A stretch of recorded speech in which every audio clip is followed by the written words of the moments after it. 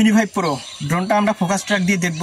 আশেপাশে অনেক গাছপালা আছে এরকম একটা প্লেসে, আসলে ড্রোনটা ক্র্যাশ করে কিনা, কিভাবে ভিডিও করে সেটা দেখার চেষ্টা করব। এই যে ফোকাস ট্র্যাক আমরা ইনেবল করলাম এবং আপনারা অপশনে দেখতে পাচ্ছেন ইনেবল করার অপশন। এরপর আমরা সেরকম একটা প্লেসে চলে গেছি যেখানে অনেক গাছপালা আছে এবং অলরেডি ফোকাস ট্র্যাক অ্যাক্টিভ আছে। দেখি কিভাবে ভিডিও করে ড্রোনটি। আমরা অলরেডি গাড়ি স্টার্ট দিয়েছি এবং আপনারা দেখতে পাচ্ছেন অসাধারণভাবে কিন্তু অনেক গাছপালার মধ্যেও কিন্তু ড্রোন স্মুথলি কিন্তু ভিডিও করে যাচ্ছে এবং আমাদেরকে ট্র্যাক করেই সে কিন্তু ভিডিও করতেছে।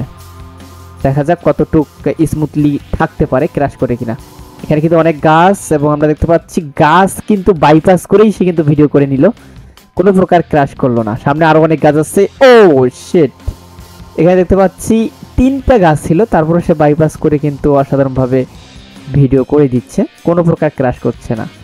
তো শ্রোতা বন্ধুরা দেখতে পাচ্ছেন অসাধারণভাবে কিন্তু ভিডিও করতেছে। সামনে অনেক গাছপালা থাকার পরেও সে কিন্তু কোনো প্রকার ক্র্যাশ করতেছে না, গাছগুলোকে বাইপাস করে সে কিন্তু স্মুথলি ভিডিও করে দিচ্ছে।